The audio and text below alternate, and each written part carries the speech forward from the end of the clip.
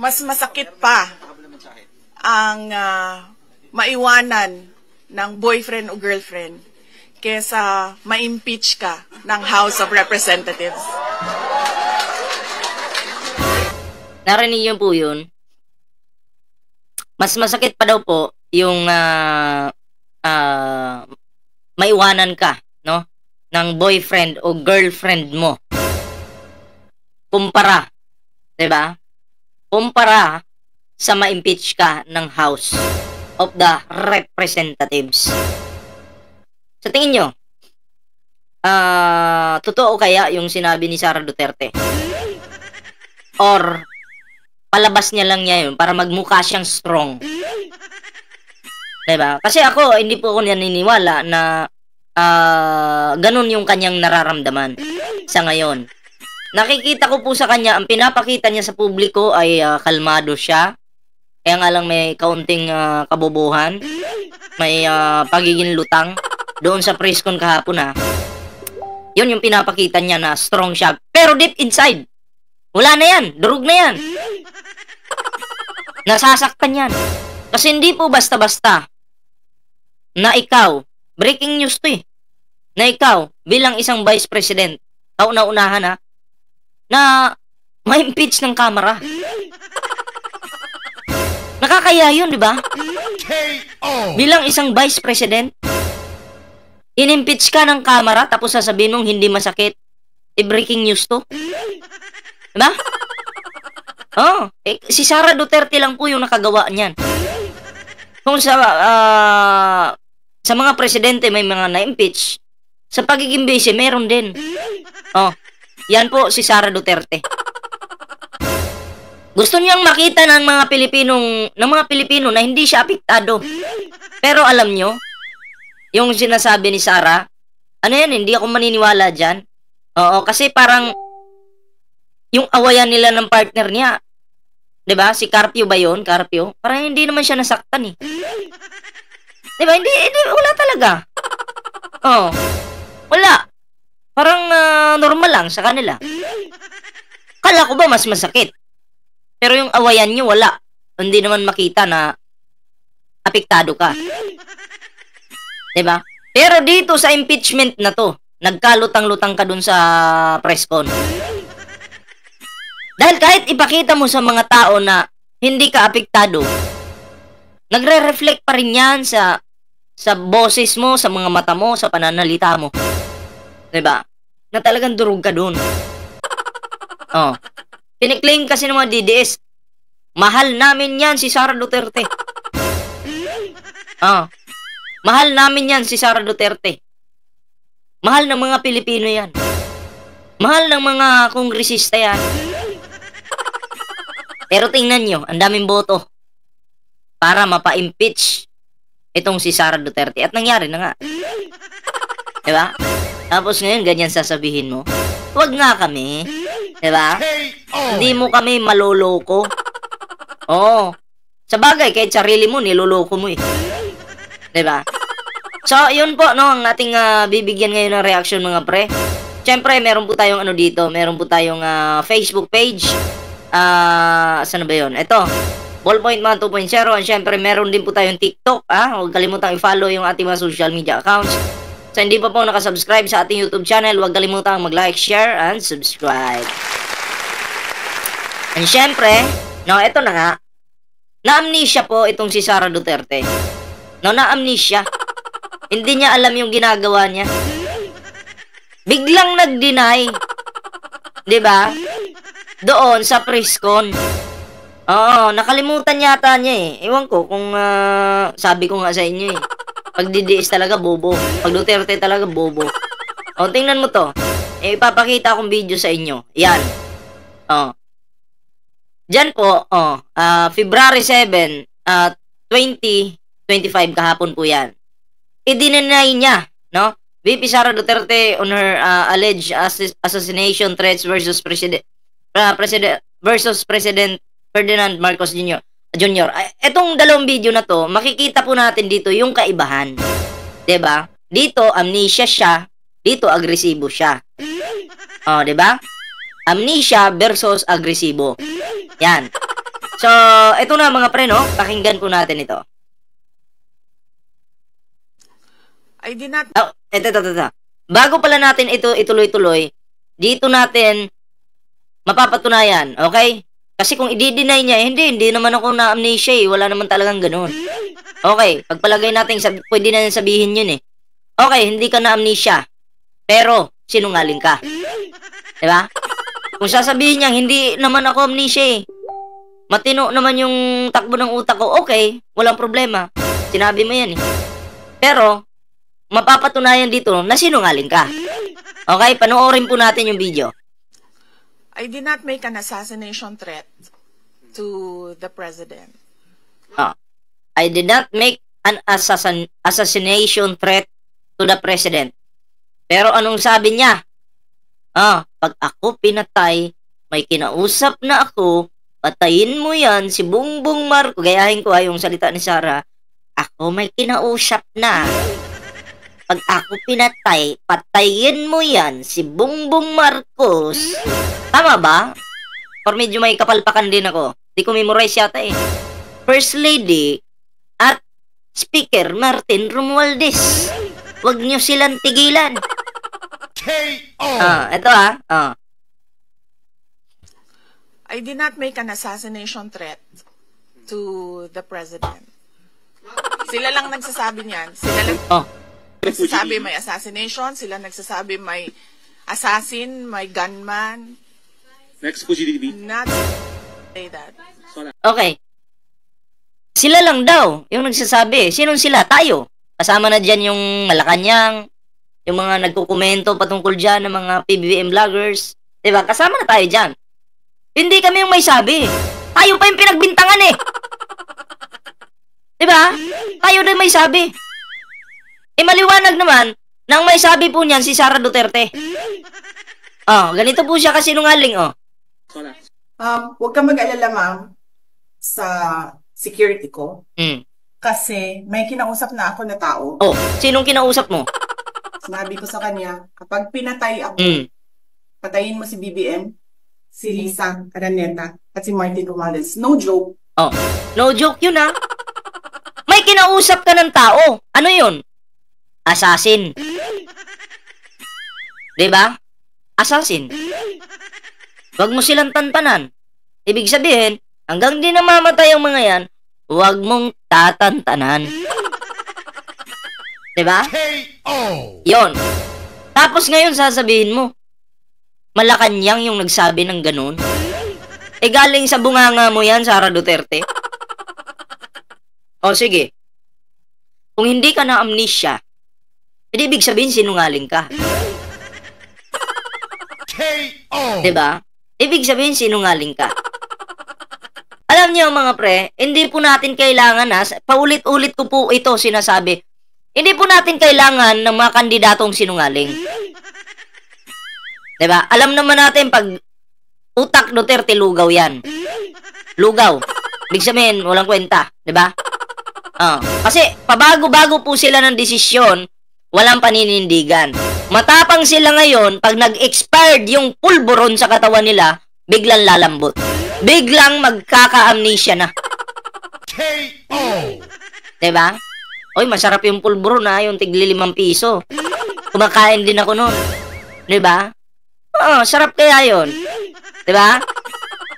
Tapang-tapangan ngayon, nung nakita yung lupit ng kanyang binaboy, ng kanyang pinagbantaan, biglang nanliit. Yung agila, biglang naging sisiw.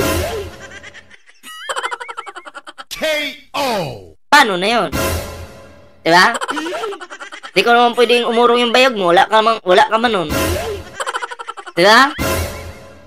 Matapang ngayon, tapos nung na-expire yung pulburon sa katawan, diba? Biglang na-amnesia.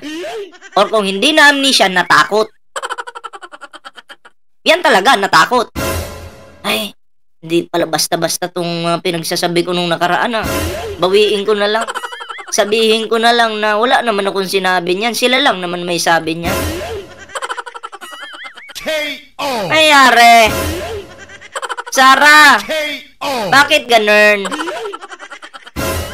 Kakahiya ka? Diba? Oh.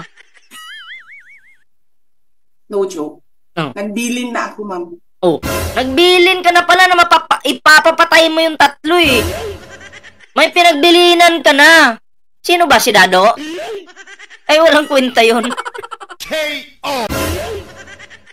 May nagtatanong lang naman ako kung si Dado. Kasi si Dado, nung mga nakaraang buwan, grabe yung yabang eh. Mahangin din. Diba? Ah. Diyan sila bilib sa sarili nila. Yung iyayabang nila yung pagpatay.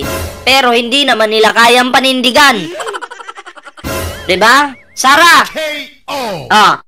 Kaya pala nagkalitsi-litsi yung ano eh. Alam nyo ngayon, ang napapansin ko ngayon, parang wala tayong ano, hindi ko maramdaman yung vice presidente na talagang nagtatrabaho para sa bansa. Hindi.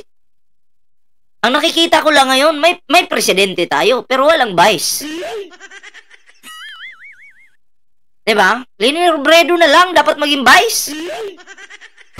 Ah, kumpara dito sa lugaw na talaga yung pag-iisip nito eh. Diba? Laban bawi. Aha, laban bawi. Oh, diba? Pag namatay ako, sabi ko, huwag ka tumigil hanggang hindi mo mapatay sila. Oh, ipapapatay mo. Tapos sasabihin mo, wala kang sinabi, sila lang may sabi. Sasabihin mo lang assassination. Pag sinabing pinapatay, ipapa-assassinate mo yan. Diba? Klaro ba? Eh, may kilala kasi akong lawyeran eh. Oh, taga Davao yun, may kilala ako babae. Oh, ano nangyari? Hindi naman po talaga siya nag-graduate ng pagka-lawyer. May kilala akong ganun. Hindi naman po talaga siya nag-graduate. Binayaran niya lang para makuha na yung titulo na yun kasi tatakbo nga bilang mayor, bilang vice president, bilang presidente ng Pilipinas. May ambisyon eh. May kilala akong ganun. Naku po. Oh, di ko na lang sabihin kung sino pero alam ko kilala niyo yun. Oh. Oh, diba? Oh, eto, panoorin natin ng buo yung video. Panoorin po natin ito ng buo. Yan. Pakinggan nyo. Parang, ang dating dito, hugas kamay. Okay? Hugas kamay siya. Natakot. Yan. I did not make an assassination threat to the president. Sila lang nagsasabi niyan. Sila lang nagsasabi may assassination. Sila nagsasabi may assassin, may gunman. Next po, GDB. Not say that. Sola. Huwag ka mag-alala, ma'am, sa security ko. Kasi may kinausap na ako na tao. Sinabi ko sa kanya, kapag pinatay ako, patayin mo si BBM, si Lisa Araneta, at si Martin Romualdez. No joke. No joke. Nagbilin na ako, ma'am. Pag namatay ako, sabi ko, huwag ka tumigil hanggang hindi mo mapatay sila. And then he said yes. Oh. Paano na yun? Paano na yun? KO! Si Sara mismo, Sara Duterte mismo yung sumunog sa sarili niya. Ginawa niyang katawa-tawa yung kanyang sarili dito. 'Di ba? Ginawa niyang katawa-tawa. 'Di ba? Siya din ang mapapahiya dito. Siyempre, pag mga DDS, kahit pahiya na yung amo nila at napahiya na yung mga DDS, 'di ba? Kakampihan pa rin nila. Gagawa ng palusot para mapagtakpan yung kanilang kahihiyan. KO! Daming palusot ng mga yan, 'di ba? Oh, sinabi nung nagbanta si Sara November 23, 2024. 'Di ba? Nandyan yung date. Nung nag-deny si Sara February 7, 2025 kahapon lang. 'Di ba? Yung gawain kasi ng mga Duterte, tandaan niyo po yung gawain ng mga Duterte, pinapaasa sa iba. Ganun. Yung pagdudroga nila, ipapasa sa iba. Diba? Ano pa? Yung marijuana nga, umamin si Digong. O yung kasinungalingan nila, yung pagbabanta nila, ipapasa sa iba. O diba, nagbanta siya dito. Ang nag-deny pagdating dito. Ang sabi niya, sila lang naman may sabi niyan eh. Wala naman akong sinabing ganyan. Oh, ang galing, ang galing talaga. Diba? So, alam niyo mga pre, sira po yung Pilipinas pag ito naging presidente ng Pilipinas. Pero, malabo naman yun. Malabo mangyari, 'di ba? O malabo pa sa sa inyong isipan ng mga DDS. O ngayon, isunod natin 'tong video na 'to mga pre. Short video lang naman 'to. Ito yung kanina eh. 'Di ba? Yan. Yan. Dito, hindi ewan ko lang kung maniwala kayo dito. Panoorin nyo. Alam nyo, mas masakit pa ang maiwanan ng boyfriend o girlfriend kesa ma-impeach ka ng House of Representatives.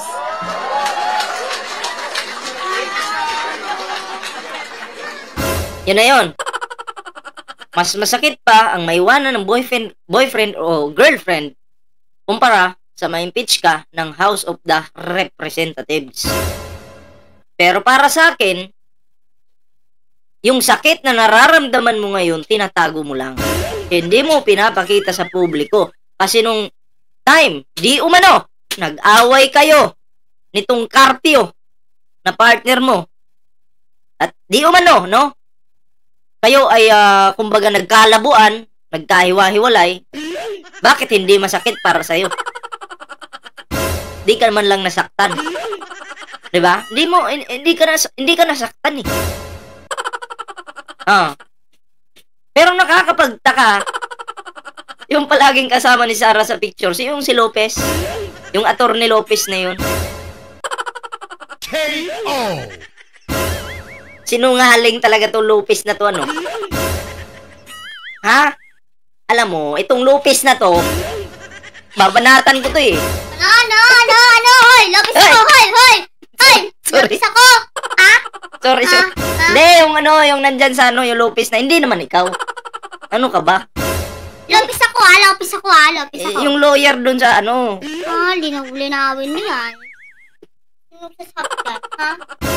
Ano ba naman yan? Linawin mo ha kung sinong Lopez ha? Oo, una. Hoy guys, nangaway. Sumbong ko kaya ito sa inyo. Ha? Ano? Hoy, mabubuti ang mga Lopez ha? O bakit yung Lopez na na grabe makarte drama, iyak. Malay ko sa Lopez na yun, hindi yung Lopez. Sabi pa nga niya, KO!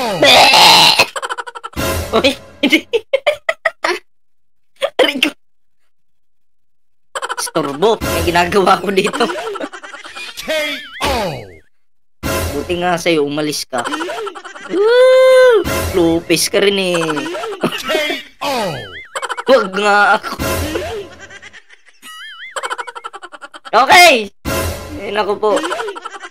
Basta, ako'y naniniwala na itong si Sara Duterte, mas nasasaktan pa po siya, no? Sa pagka-impeach sa kanya. Yun yung malinaw. Kasi hindi po basta-basta na ikaw may impeach. Kahihiyan yun ng isang pamilya. Diba? Alam mo, maging proud ka pa. Na-impeach ka, maging proud ka pa. Kahihiyan yun. KO! Diba? And then good luck sa inyong vice presidente. No, good luck. Ginawa naman kasi niya yun eh. Kung may kasabihan kasi tayo kung ano yung itinanim mo, yun yung aanihin mo. Diba? Kung ang hanap, nasa Bible din ito kung ang hanap mo ay gulo din ang aanihin mo. Hindi pala sa Bible. Kasabihan yun, kasabihan. Okay? Kung gulo yung hanap mo, gulo yung ginawa mo, babalik at babalik sa'yo yan. Yun naman yung ginagawa ni Sarah eh. Diba? So, yun lang yung ating video ngayon mga pre. Pero syempre, bago po tayo magtapos sa ating video ngayon, meron po tayong Facebook page dito, Ballpoint Man 2.0. Huwag pong kalimutang i-follow yung ating Facebook page. Ganon din po yung pangalan ng ating TikTok mga pre. And syempre, meron din po tayong ang ating YouTube channel. Kung hindi ka pa nakasubscribe, huwag mong kalimutang mag-subscribe. Okay? Ang gusto ko lang pong mag-subscribe sa aking YouTube channel. Yung mga pag Duterte ka, wag ka na mag-subscribe. Tadyakan kita dyan. Inutil ka pala eh. Pag DDS ka, wag ka nang mag-subscribe. Banatan pa kita dyan eh. Ha? Pag DDS ka, doon ka lang sa lugar nyo. Sa kabilang bakod. Oh, wag na dito sa akin. Ayaw namin ng mga dugyot ng mga DDS, mga bobo, mga inutil, mga walang utak. Diba? Oh, doon lang kami sa tama. Ayaw naming mahaluan ng mga bobo, mga walang ligo. Oh, klaro yan ha. Mga hindi pa nakasubscribe sa ating matitino. Ayan.